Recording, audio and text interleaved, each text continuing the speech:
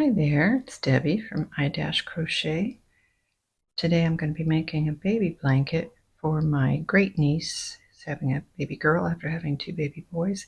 This is Bernat Baby Blanket, super bulky 6-weight yarn, dappled pink, and it's a gradient. It has different shades of pink all the way up to very, very pale pink. You can see how big it is. You can see how thick. Oh my goodness, if you could feel how soft it is. So it has, let's put it the right way, 220 yards in each of these cakes. I'm hoping that I can get a baby blanket out of 2 of these, and they did come in a 2-pack. Ever After Pink is what this one's called. If not, I will order another 2-pack because I absolutely love it. They are recommending an 8mm hook. I did use a 9. I tried 8, 9, 10, and I settled on 9 as kind of the Goldilocks of, the perfect hook for this yarn. Okay, well, let's get started then. All right, you're going to chain any even number. I have just a small sample size here. It's always a good idea to start with a sample size until you get the hang of the pattern. This is very easy though. You're going to skip that first chain from the hook, go into the second one with a half double crochet, yarn over, put your yarn in your hook. I normally go in the back bump, but with this really fuzzy yarn, it's okay to go in the front. You have 3 loops on your hook, yarn over, pull through all 3. Okay. Now we're not actually doing half double crochets. We're going to go, I think this is how they do the single crochet herringbone stitch. So you're going to go in that left loop. You have 3 loops on your hook, 1, 2, 3. A little hard to see with the fuzzy yarn. Go in that one that's on your left, and then go in the next stitch or the next chain right now. You have 3 loops on your hook, just like you would with a half double crochet, yarn over, and pull through all 3. Keep your stitches kind of loose. If you need to, you can move up to a bigger hook.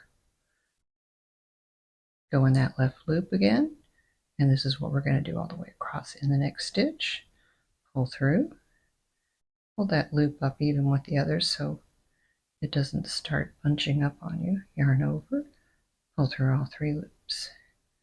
One more time, in the left loop, next chain, pull the yarn through, pull your loop up, yarn over, and pull through all 3. Now continue that to the end. In the very last stitch, we're going to do a half double crochet. I'll meet you. Okay, I have 1 more chain left, and that's going to be just a regular half double. I'm not going to go in the loop here. Pull through, yarn over, and pull through all 3. We'll be weaving that in later, but I like to keep it loose so that I know when I turn, we're going to chain 1 and turn. It just kind of keeps me straight on which row I'm working on. Okay, that was row 1. Row 2, it's going to be repeated row 2 and 3. This is what I was talking about. When the tail is on the right hand side, I know that I'm going to do my half double slip stitch, and all that is, we did a chain 1 and turned, yarn over, go in that very first stitch, pull your yarn through, pull it up, take that first loop and pull it through the last 2 loops. You want to keep that fairly loose. You can do that again in the next stitch, yarn over. This whole row will be half double slip stitch. Pull through those last 2. Go in the next stitch, yarn over. That stitch, pull through, and pull that first loop through the last 2 loops. I usually kind of twist to get that up. With this Bernat, I love it. It's a the blanket yarn is I guess you call it a chenille, but you have to kind of pull on it. It's not silky. It's really, really soft and cushy. So continue the half double slip stitch all the way to the end, and I'll meet you. All right, I'm at the end of my half double slip stitch row, row 2. I just want to show you, sometimes I want to go into these 2 loops, but that would be wrong. That's part of your pattern there. You want these 2 loops. So just, again, pull through and pull that first loop through the last 2. Pull it up. Chain, hello, chain 1, and turn.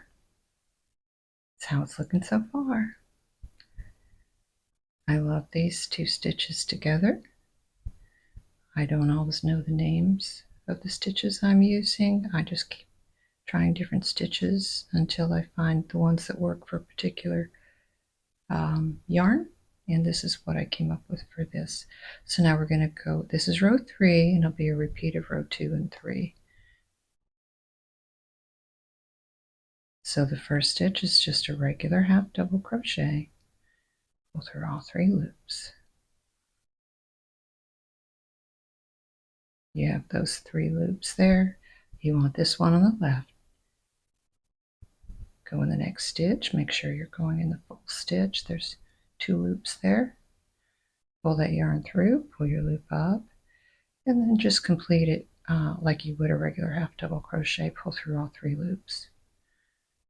Again, go in that left loop,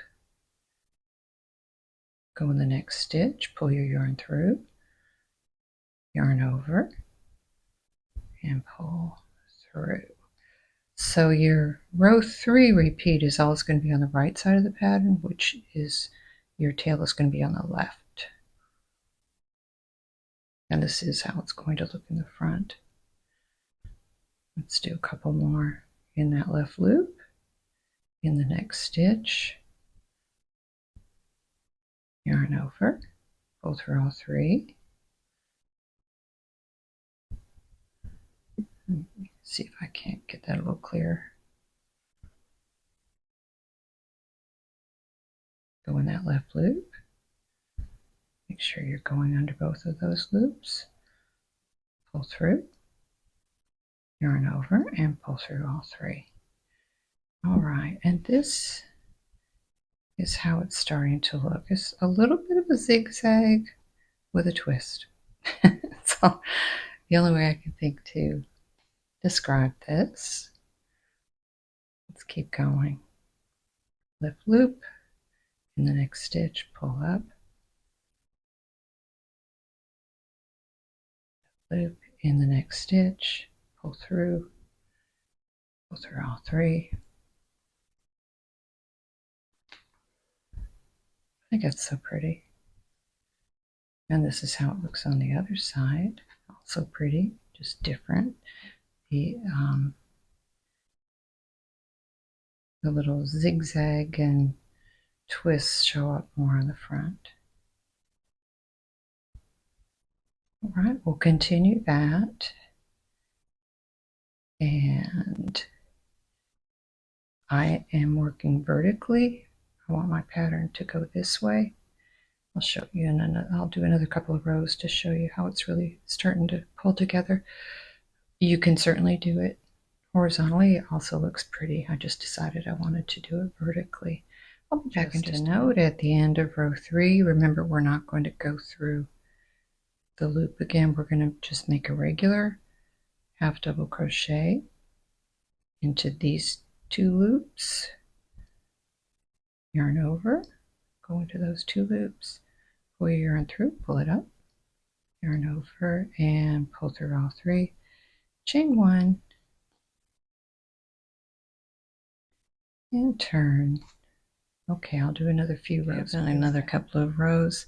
I do want to warn you at the end here, if your edges are off, it's probably because either you skipped this last stitch or you went into these 2 loops instead of these 2 loops. Sometimes that one's very tight. I'm at the end of a row. 3, and it's going to be a regular half double crochet. So if I had gone into this or just missed it completely, then my edges would probably be off. Another thing is to really pull that stitch up so that your edges stay fairly loose. You have a little give, a little play in the edge. Okay. Really and truly, that is it. Haven't decided if I'm going to do any kind of border yet. If I do, I'll let you know. And again, the reason I like to keep this tail is I know when it's on the right that that's going to be my row 2 or the half double slip stitch row. Just a little reminder for me. All right, let me know if you have any questions, if you have any issues with this stitch, or if you just want to leave me a nice comment, that would be great. I love to read my comments. Makes my day. And I will have another pattern up very soon. And I'll also show you what this looks like at the end, and I'll give you the measurements, and I'll let you know how much yarn it took. Thanks for watching.